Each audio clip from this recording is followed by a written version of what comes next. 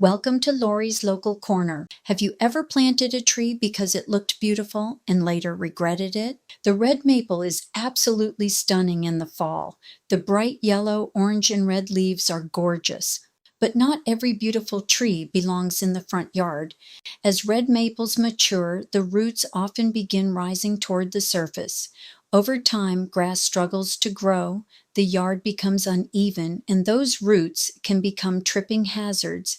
And trust me, when little kids trip over those roots and start screaming at the top of their lungs, the neighbors probably think something terrible is happening. Trees add beauty and value to a home, but before planting, it's important to think long term.